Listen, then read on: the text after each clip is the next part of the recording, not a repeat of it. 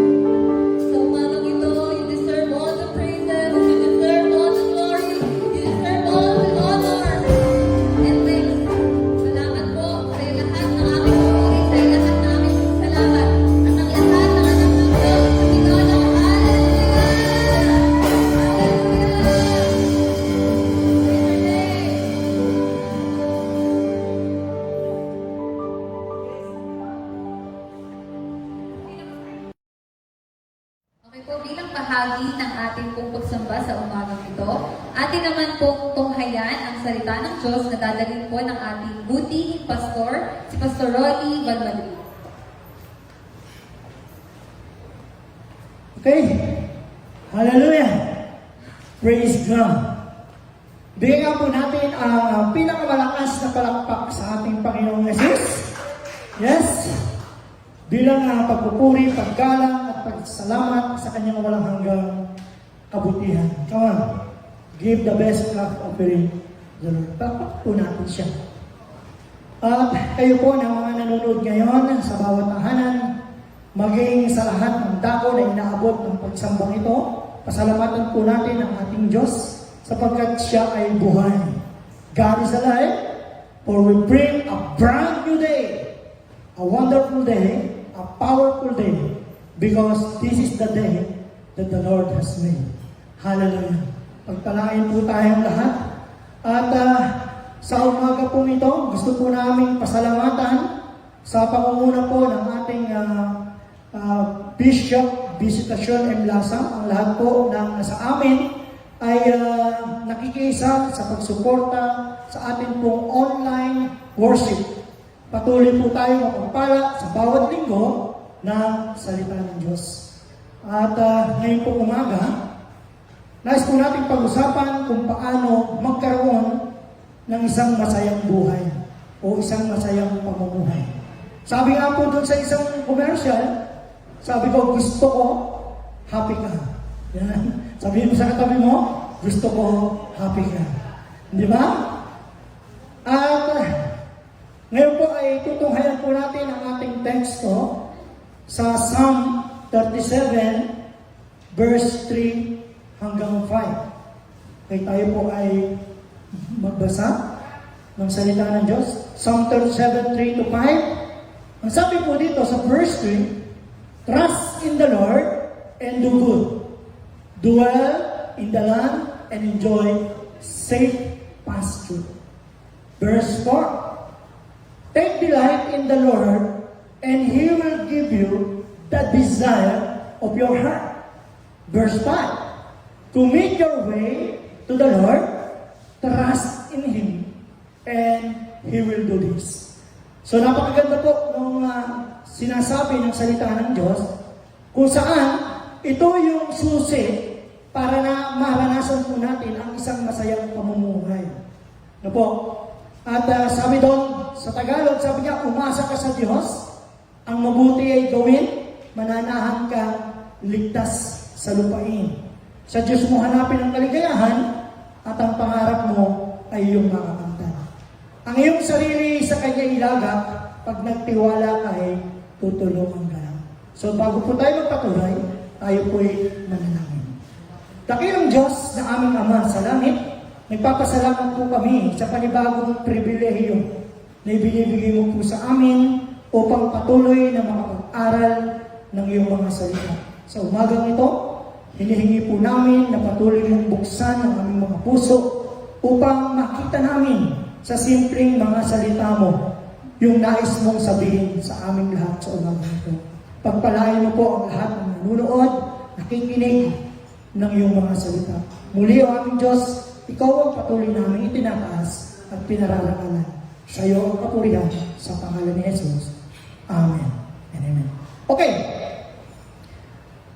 Ang tawag po dito ay word of promise. Makikita po natin sa libu-libong pangako ng Diyos sa kanyang mga salita. Makikita po natin na ito yung isa sa pinakamahalagang susi upang maranasan natin yung tinatawag na happy living.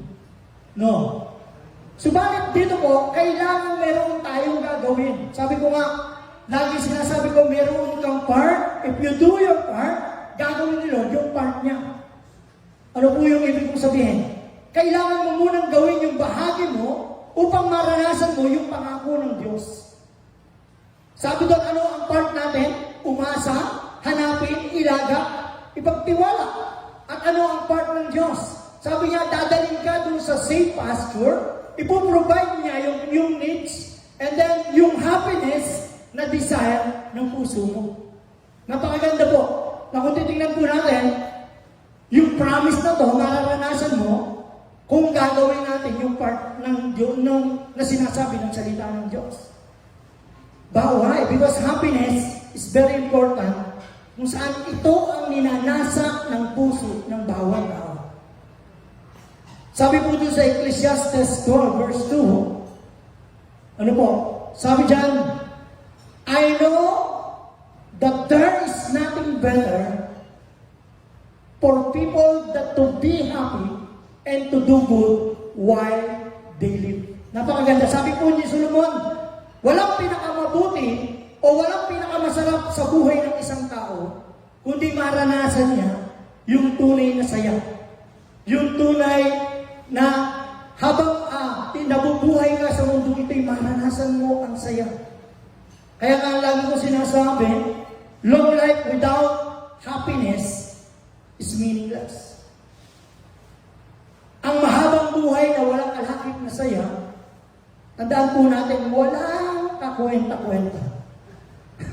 Kahit magkaroon ka pa ng napakahabang buhay, kung hindi mo naranasan ang magkaroon ng kasiyahan, kung hindi mo maramdaman ang saya, wala pong kwenta. Kaya nga sabi niya, long life without happiness is meaningless. Mas mainam pa yung maiksing buhay kung punong-puno naman ang kasiyahan. Kaya nga po makikita natin sa government, pagdating mo ng 60 years, 60 years old, ano pong ginagawa? Ibinibigay na yung pension. Why? Para ma-enjoy mo yung remaining, years ng buhay mo. Di ba? Bakit ka? Ayaw nila na maranasan mo na habang buhay na malungkot. Yung long life and happiness, makikita po natin doon sa Deuteronomy 28, sabi po dyan, yung pangako ng Diyos na kapag nakikinig at sumusunod tayo sa sinasabi niya, ibibigay niya yung desire ng puso mo. Napakahalaga po nito. As a Christian, isa sa pangako ng Lord, yung long life and happiness, kapag ka sinusunod at dinirinig natin ang salita ng Diyos. Every area of our life dapat mapipil mo yung ligaya, mapil mo yung saya habang ikaw ay nabubuhay. For example, sabi ko nga, sa work, sa business, no? For example, sa work, sa business, habang ikaw ay nag-work, o habang ikaw ay nagbi-business, dapat lagi kang excited, laging merong excitement, laging merong pananabik, laging merong saya sa lahat ng ginagawa natin. Napaka-importante po na habang tayo ay gumagawa, habang tayo ay naghahanap buhay, nararamdaman mo yung pakiramdam na masaya doon ka sa ginagawa mo. Amen po ba? Kaya nga sabi ko, pagdating sa work, pagdating sa business, dapat meron, hindi nawawala yung excitement, hindi nawawala yung feeling na kung saan napakasarap gawin ang isang bagay na ginagawa mo habang ikaw ay habang nalulugod ang Diyos sa mga bagay na ito. Sa pag-i-school, sa ministry, halimbawa, kung ikaw ay estudyante, dapat nararamdaman mo yung saya. Amen? Dapat mayroon kang excitement sa bawat araw. Sa ministry, even sa ministry na ginagawa natin sa loob ng church, kapatid. Lalo na yung mga leaders. Amen?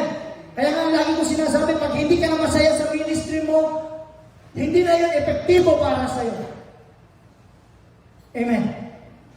Sa love life, yan, sa mga kabataan, sa love life, pag hindi na masaya dun sa relasyon, walang kwenta ang matagal na relasyon kung hindi mo maramdaman yung saya. Kung hindi, wala nang excitement. Amen? Hallelujah! Even sa family relationship. Di ba?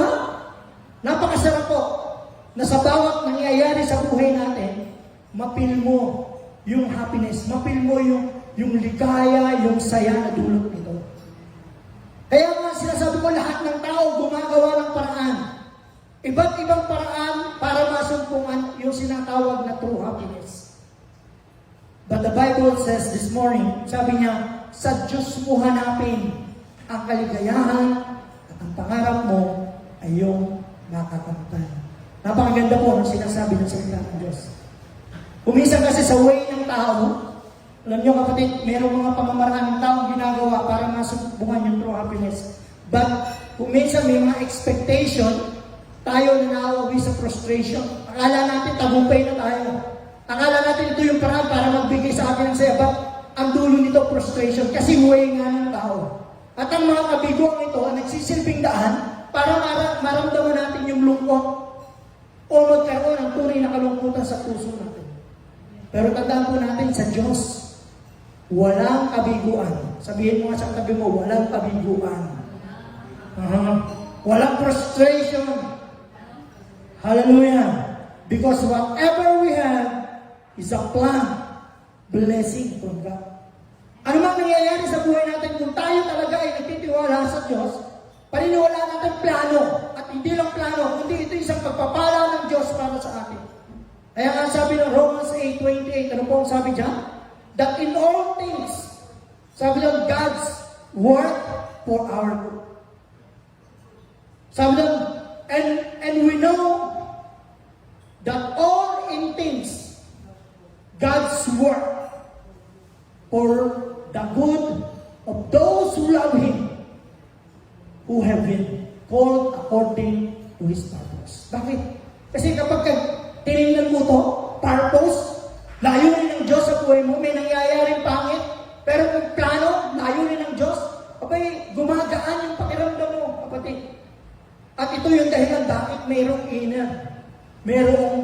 inner joy sa puso natin. Hallelujah. Kaya nga ang tanong ko ngayong umaga, ano nga ba ang mga dahilan bakit tayo nagiging malungkot? Why are some people not happy? Bakit nga ba malungkot ang tao? Una, sabi dito, because of problem. Sabihin mo nga sa tabi mo, problema. Yan, problema. Napangyaw ko sa isang awitin, sabi ng mga awit, tawanan mo lang ang problema. Tawanan mo ang iyong problema. But hindi mo ito ang realidad sa tao. Kapag dumarating ang problema, ang hirap namang tawanan. No? At nakita ko na mas maraming tao ang hindi kayang magdala ng problema. Nakita ko na mas maraming tao hindi alam ang gagawin pagdating ng problema. Hallelujah! Napakahirap pong ipakita kasi yung saya dun sa panahon ng problema. No? At ito po ang realidad ng tao. Yung maging malungkot pagka mayroong problema. Si David nga po, kung saan pinatay niya si Goliath. No? Isang haring matapang. Subalit nung dumating ang problema doon sa kanyang pamilya, ano pong ginawa niya? Humagulgul siya, nagparang bata siya, at naglupasay siya sa harapan ng Diyos. Ano po gusto kong sabihin? Maging Kristiyano man, maging believer o unbeliever man, kapatid, ang sabi ng Corinthians, common yun eh. Ibig sabihin, lahat ng tao dumaranas ng problema. Pero ano ang response natin pagdating ng problem? Hallelujah! Para po sa ating mananampalataya, tandaan po natin ito. Everything that happened to us, na kapag i-consider po natin, lahat ng bagay na ito, dealings ni Lord. O yung bagay na ito, pinahihintulutan ng Diyos na maganap sa buhay natin. Naglulubag yung ating kalooban. At ito yung dahilan, bakit meron tayong inner joy sa puso. Kaya nga pong sabi dun sa ating teksto, verse 4, sabi niya, delight yourself to the Lord. Ilagak mo, o ilagak natin ang ating mga sarili sa Panginoon. Yan lang po ang paraan para magkaroon ng kapanatagan sa panahon ng problema. Hallelujah. Because God is in control of everything. Hawak ng Diyos ang lahat ng bagay. Siya po may control nito. Mahal tayo ng Diyos bilang kanyang mga anak. At tandaan po natin ito, hindi niya tayo pababayaan. Pwede ba palakpakan mo ang Diyos, kapatid? Hallelujah! Amen. So pangalawang dahilan, unhappy because of fear and worry. Pangalawa, sabi doon, fear and worry. Pwede ba sabihin mo, fear and worry? Yan. Ito pong alalahanin o kabalisahan ito, ang isang nagiging dahilan bakit maraming tao malungkot sa buhay.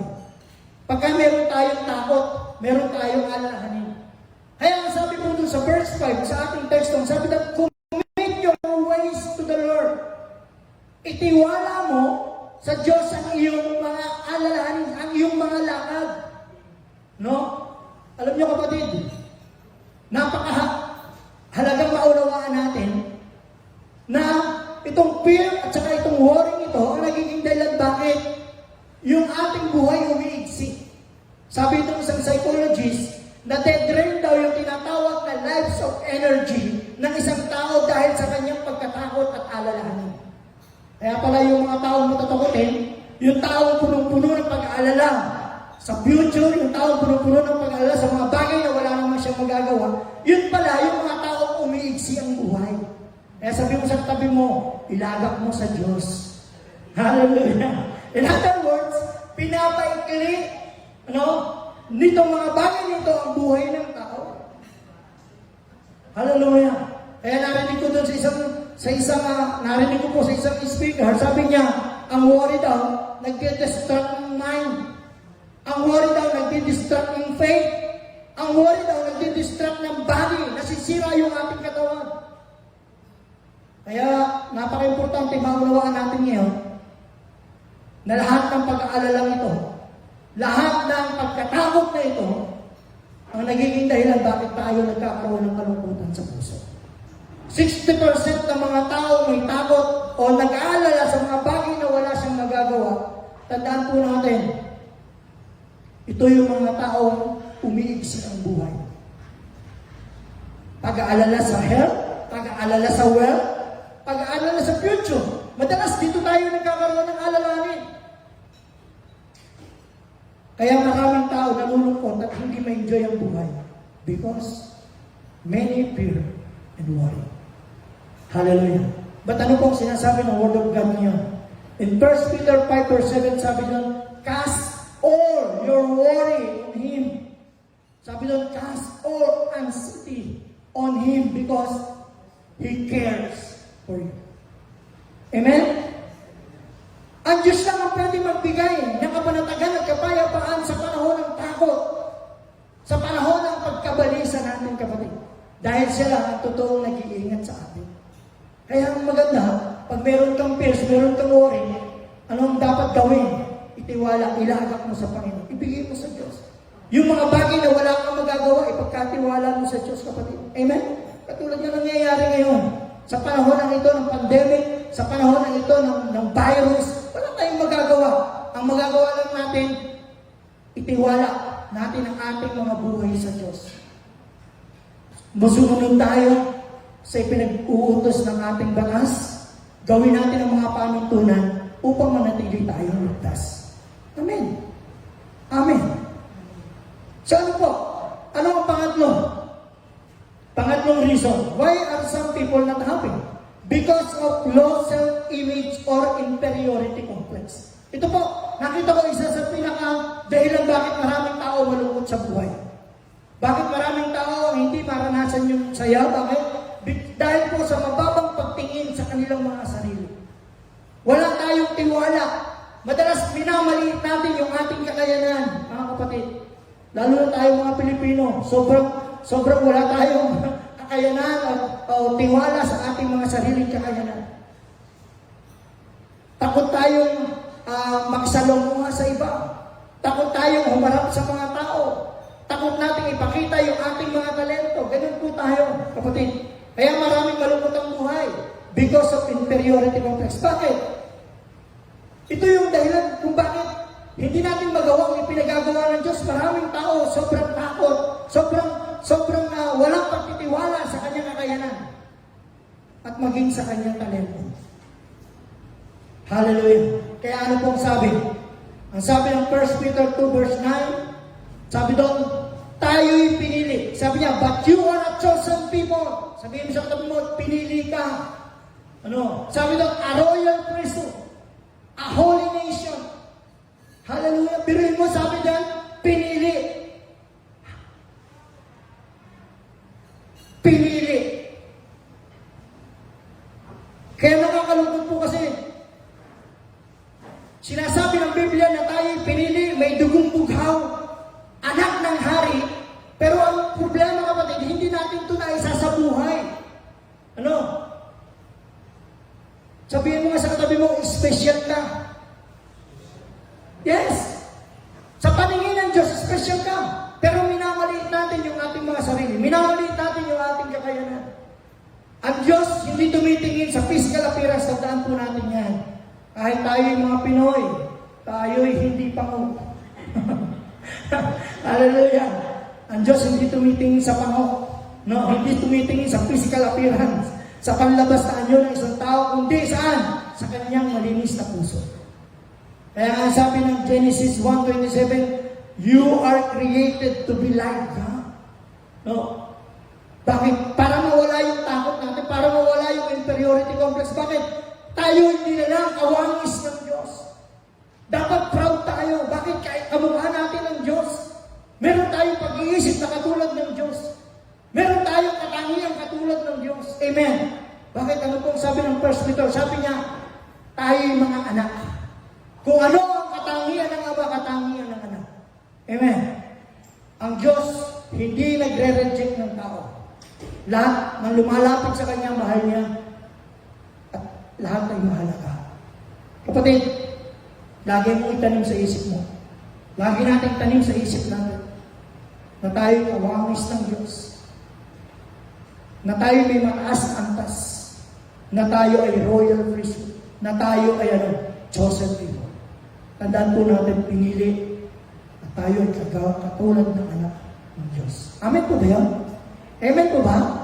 Sige, palapakan ulit natin si Lord. Hallelujah! Number 4. Ano po ang pangatong dahilan? Why are some people not happy because of dissatisfied? Ito po yung malaking problema. Kaya maraming tao malungkot. Kaya maraming tao hindi ma-enjoy yung buhay dahil sa kawalan ng kakontentuhan. Ngitian mo yung katabi mo, sabihin mo, kontento ka na ba? Hallelujah. Kawalan ng kakontentuhan o walang kasiyahan. Ito po, yan po yung madalas na pinag-aaralan natin. Every Sunday, pinag-aaralan natin. Pagka sinasabi natin, dapat ang isang Kristiyano may kakontento sa buhay. Dapat ang isang Kristiyano natututong masiyahan anumang bagay na mayroon siya. Hallelujah. Sabi nga ni Solomon, ano po, ang reward ng discontentment o kawalan ng kakontentment, alam niyo kung ano? Pagod. Ang reward niya, pagod lang, lungkot lang. Kapag ang isang tao walang kasiyahan sa buhay, ang kanyang gantimpala, napapagod lang siya. Ano? Nalulungkot lang siya. Puro lang siya kalungkutan ang kanyang nararamdaman. Bakit? Kasi maraming tao, hanap ng kulang. Hanap ng wala. Amen? Kasi hindi naman talaga masatisfied ang isang tao walang kakontentuhan. Yung tao walang kasiyahan sa buhay, laging naghahanap ng wala. Laging naghahanap ng kulang. Hallelujah. Yan. Kaya nga ano sinasabi ng salita ng Diyos sa Hebrews 13 verse 5? Be content with what? You have. Ang sinasabi po ng salita ng Diyos, sabi dyan, keep your lives free from the love of money and be content with what you have. Because God has said. Hello? Sabihin mo, makontento ka na. Amen? Lalo-lalo na pagdating sa salapi. Ang tao, walang kasiyahan. Amen po ba yun? Kaya nga sinasabi ng Ecclesiastes 5 verse 10, sabi na, whoever loves money is never satisfied. Ang tao doon nagmamahal sa pera, walang kasiyahan. Hindi po yung pera problema. Amen? Yung pera, tool po yan, gamit. Pero kapag yung pag-ibig sa pera, yun po yung nagiging problema. Kaya maraming tao malungkot. Bakit? Kasi walang kasiyahan. Kaya warning po ni Pablo, ang sabi ni Pablo, keep yourselves free. Sabihin mo, free. Sabi niya, free from the love of money. Amen? Hindi yung pera, kundi yung pag-ibig dun sa salapi. Dapat ang tao ay maging malaya at huwag tayong mapalipit sa pera. Amen? Kaya lagi ko sinasabi, yung tago ng pera, yung kinakalawang yung pera, yung inaana yung pera. So, kapatid, hallelujah, ngayon sa panahon po ng pandemic, napatunayan, hindi pala pera ang kailangan. Hello, bagamat ito yung priority para mabuhay ang tao, pero tandaan po natin, may masigit pang mahalagang kailangan gawin. Amen. So maging malaya tayo at huwag tayo magpaalipin sa pera. Sabi doon, tandaan po natin, sabi ng 1 Timothy 6 verse 7, for we brought nothing into the world, and we can take nothing out of it. Wala daw tayong dalang anuman sa mundo ito, at wala tayong madadala pag alis natin dito. So ano po ang sinasabi ko? I-enjoy natin yung buhay at maging satisfied tayo anumang meron ka. Kapatid, enjoyin mo yung buhay at maging masiyahan tayo sa anumang bagay na tinatanggap natin sa Diyos. Hallelujah! Sabi po dyan sa ating teksto, sa Diyos mo hanapin ang kaligayahan at ang pangarap mo iyong makakamtan. If you want to experience true happiness, ito po, meron po akong 4 na tips para kung saan sa bawat ginagawa po natin, sa bawat araw ng buhay natin, maranasan natin yung tunay na kasiyahan. Ano po yung 4? There are 4 principles of true happiness. Number 1, ito po yung number 1. Number 1, praise and worship God every day. Hallelujah. Sabihin mo, praise and worship God every day. Sa bawat araw, dapat simulan natin, yung pagpupuri at pagsamba sa Diyos. Gusto mong maging masaya? Gusto mong maranasan yung tinatawag na true happiness? Ang gawin po natin, simulan natin ang bawat araw sa pamamagitan ng pagpupuri at pagsamba sa Diyos. Bakit? Kapag ginagawa po natin yan, ano pong ibig sabihin? Ipinapakita natin na ang Diyos ang first priority sa buhay mo. Amen? The Lord must have first place in your life. Napakahalaga. Sa bawat araw, pag sikat ng araw, sisimulan mong magpuri sa Diyos, na ang ibig sabihin, Lord, ikaw ang una sa buhay ko ngayon. Sinasabi mo na ito ang daan kung saan sa umpisa ng araw, maranasan mo yung tunay na saya ng buhay. And God is pleased. Nalulugod ang Diyos at ang ating espiritu lumalakas. Amen ba? Kahit may mga problema sa buhay, simulan mong magpuri, simulan mong umawit sa Diyos, napakasarap ng iyong pakiramdam. At doon sa kaibuturan ng puso mo, nararamdaman mo yung inner joy na dulot nito. Amen? Kaya nga sabi sa Bible, isang bagay na pinakananais ko, sabi ni Pablo, maranasan ko ang iyong presensya. Hallelujah. Kaya may inner peace, may inner joy tayong nararanasan, o may joyful tayo saan? Sa ating mga buhay. Sisimulan natin sa pamamagitan ng pagpupuri at pagsamba sa Diyos bawat araw. This is the first habit of happy living. Tandaan natin, unang dahilan upang ikaw ay patuloy na makaranas ng kasiyahan sa buhay. Gusto natin maging masaya? Simulan natin saan? Sa pagpupuri at pagsamba. Sabi mo sa katabi mo, pagpupuri at pagsamba sa bawat araw. Hallelujah. Pangalawa, sabi daw, fill your mind with positive thoughts. Ang pinakamaganda raw sa bawat araw, sa simula ng araw, pagkatapos mong magpuri, pagkatapos mong sumamba sa Diyos, punuin natin ang ating kaisipan ng mga positibong bagay.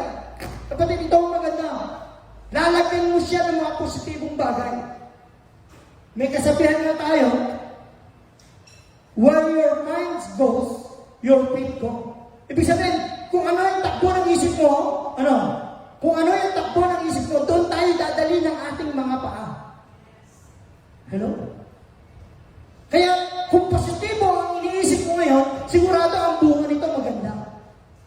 Kaya ang sinasabi ko, ang isip ng tao, battleground yan, ng good or evil. So, anong ilalagay mo ngayon? Sa bawat araw, sa pag-gising natin, anong ilalagay mo? Good or evil? Ano ilalagay mo? Positive o negative? maglalagay. Tayo yung magsisimula.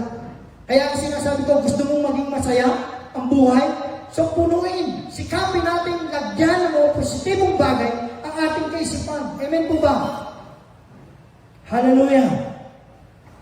Bawat araw, simulan natin mag-isip ng mabubuting bagay at positibo. At kapag ginagawa po natin ito, nalulugod ang Diyos sa ating buhay. Nalulugod ang Diyos sa kaisipang puno ng mabubuting bagay. Amen? Sabi itong Philippians 4 verse 8, ano po ang sabi ng salita ng Diyos? Dapat maging laman ng ating isipan na yung mga bagay na karapat-dapat, mga bagay na kapuri-puri, mga bagay na totoo, mga bagay na marangal, matuwid, malinis, kaibig-ibig, at kagalang-galang. Napakaganda. Kung ito pa lang sa pagkising natin sa umaga, ilagay natin na daw ang sinasabi ng salita ng Diyos, mga bagay na nakalulugod sa Kanya. Kapatid, may mga problema man, may mga dumarating ng mga pagsubok ng buhay natin. Tandaan natin, hindi kayang kapainin o hindi tayo kayang bigyan ng anumang kalungkutan kung meron tayong mga positibong bagay na nakalagay sa ating kaisipan. If we want to change your lifestyle, tandaan po natin ito. Think positive. Lagyan po natin ng positibo ang ating kaisipan. Hallelujah! Ito po ang ikalawang bagay upang maranasan natin ang kasiyahan o ang saya ng buhay.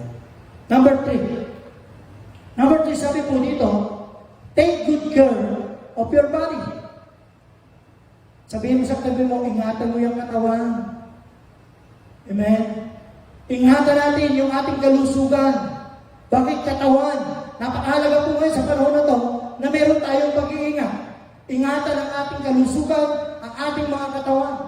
Alam niyo kapatid, kaya nga sinasabi ko, ang sabi ko nabasa ko sa isang aklat, ang isang totoong mayamang Kristiyano o ang isang totoong masaganang Kristiyano ay hindi lang siya maraming pera, not necessarily material things, kundi ang sinasabi po ng salita ng Diyos, malusog ka sa iyong kaisipan, malusog ka sa iyong espiritu, at malusog ka sa iyong katawan.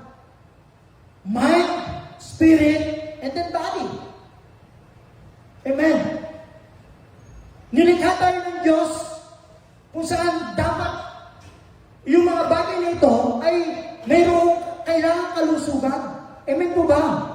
Yung ginagawa mo dapat nagiging malusog yung mind, yung spirit, and then yung body. Yan po sabi sa 3 John.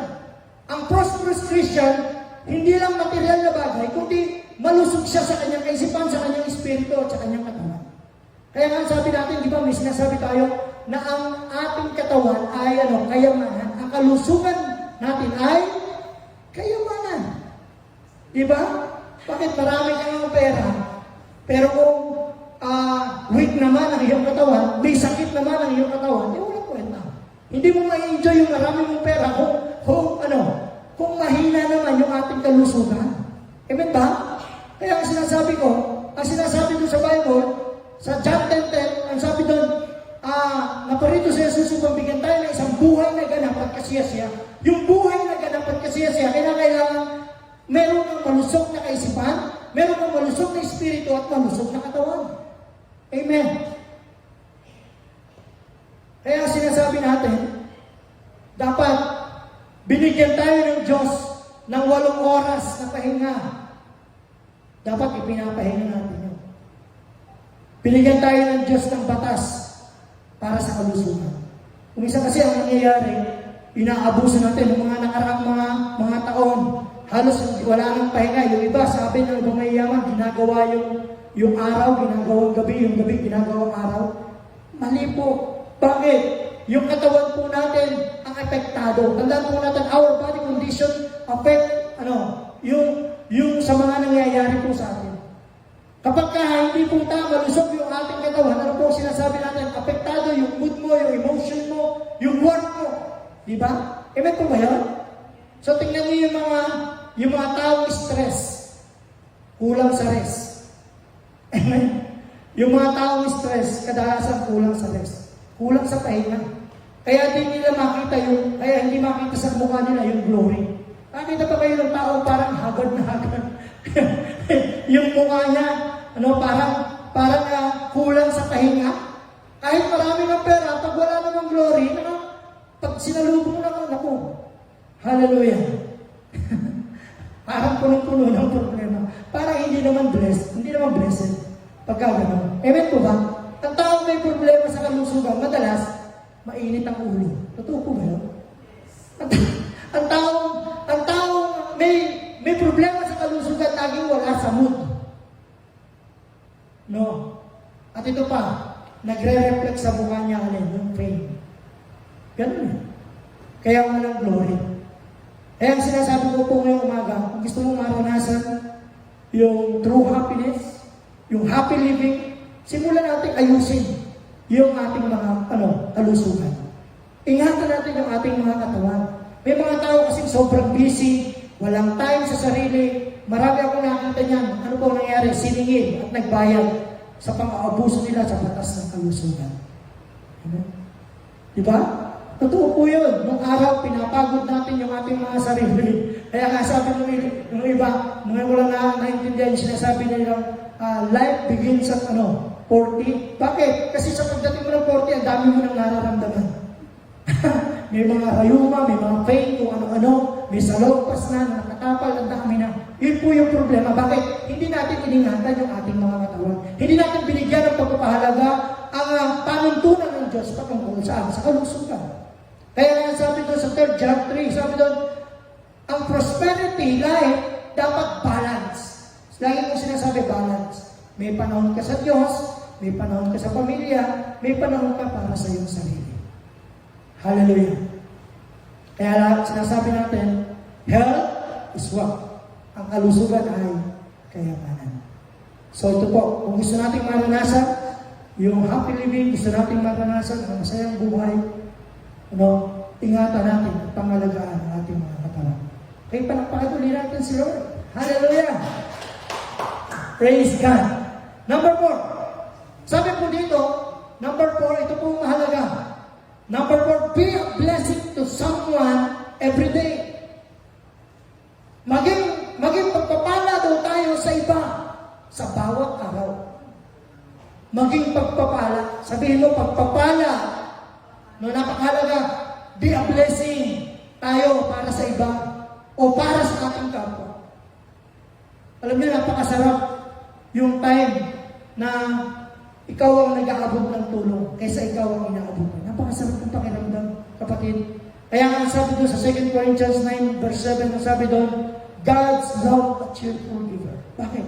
Kasi mahal ng Diyos ang taong nagbibigay ng saya. Sa panahon ito, hindi mo na kinakailangan magpasikat. Hindi mo na kinakailangan matanyagan yung pangalan. Sa panahon ito, kailangan mo lang gawin, maging pagpapala ka sa iba. Sa simpleng bagay na pwede mong gawin, maging blessing naman tayo para sa iba. Ang sarap po ng pakiramdam kapag ginagawa natin at tayo yung nagiging daluyan ng pagpapala. Kapag tayo naman yung nag-aabot ng ating mga kamay. Amen po ba? So, yung pagiging generous o yung pagiging bukas ng palad, dapat common po yan sa atin. Kasi tayo po mga anak ng Diyos. Dapat tayo mga anak ng Diyos, sa atin po nakikita yan. Na tayo po ay mga generous, na tayo po ay bukas palad, na tayo po ay handang tumulong sa mga nangangailangan. Kaya nakakatuwa, may mga church ngayon, nagbigay po sila ng mga support, nagbigay sila ng mga ayuda, nagbigay po sila ng tulong sa mga tao na nasa sa kanilang kapaligiran. Nakakatuwa po kasi, yung mga taong nagbigay ng suporta o nagpakita ng pagiging bukas palad sa mga nangangailangan, lalo na po sa panahon ito. At ang maganda po nito, hindi na kailangan banggitin yung kanilang mga pangalan. Nagbibigay sila, tumutulong sila, na ang nakakakita ay walang iba kundi ang Diyos. So, when we are a blessing to someone every day, tandaan po natin, God is pleased. Nalulugod ang Diyos. Kapag tayo ay nagiging pagpapala, kapag tayo ay nagbubukas ng ating palad, kapag tayo ay nagiging daluyan ng biyaya para sa iba, ang Diyos ang pinararangalan at nalulugod sa atin. Amen. So, tandaan po natin, yung apat na bagay, kung paano natin maranasan ang tunay na kaligayahan sa buhay. Kung paano magkaroon ng isang masayang pamumuhay. Number 1, ito po yung gusto kong bigay. Number 1, sabi doon, praise and worship God every day. Challenge po yan. Ang challenge natin, kaya mo bang magpuri? Kaya mo bang sumamba sa Diyos bawat araw ng buhay mo, kapatid? Pangalawa, fill your mind with positive thoughts. Simulan natin bawat araw. Challenge mo yan, maging positibo tayo. Sa bawat araw, positibo ang ating kaisipan sa pwedeng gawin ng Diyos, sa pwedeng maranasan natin. Kapatid, handa natin, nothing impossible with God. Number 3, take good care of your body. Ingatan natin yung ating mga katawan, yung ating mga kalusugan. Kapatid, kalusugan kayamanan. At sa panahon ito, nakakalungkot na maraming tao ang inapektuhan po ng virus. Patandaan po natin, nalulugod ang Diyos kung tayo ay patuloy na sumusunod sa panuntunan ng ating gobyerno, na tayo ay patuloy na nag-iingat sa ating kalusugan. Ang Diyos ang siyang napaparangalan po natin. And number 4, be a blessing to someone every day. Kailangan ibukas natin yung ating mga kanan. Maging daluyan tayo ng pagpapala sa iba. Paraan upang maranasan natin ang tunay na saya, ang tunay na halaga ng buhay na sinasabi ng salita ng Diyos. Tayo po ay patuloy na manalangin. Dakilang Diyos,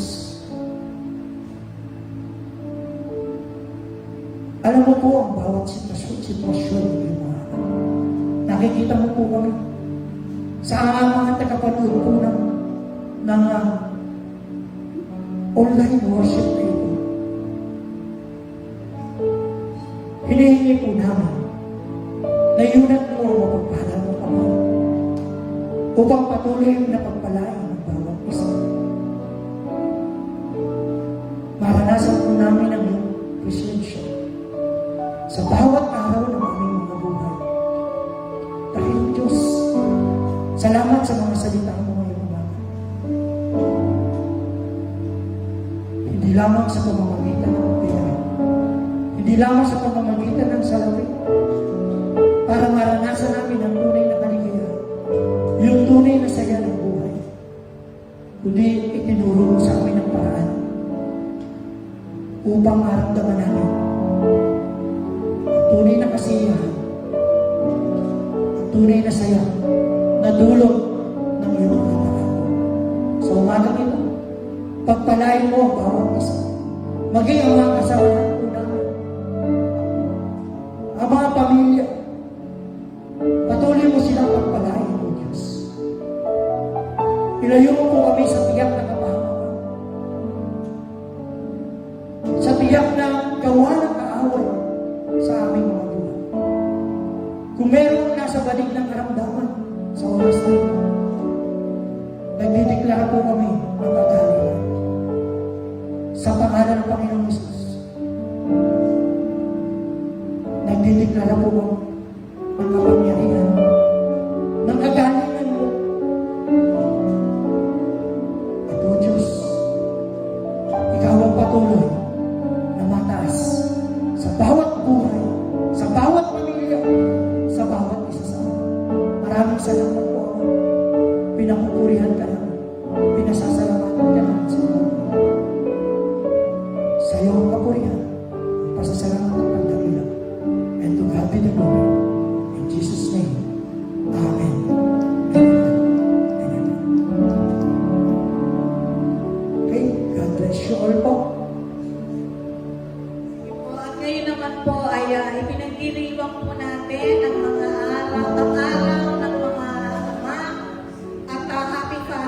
safe po sa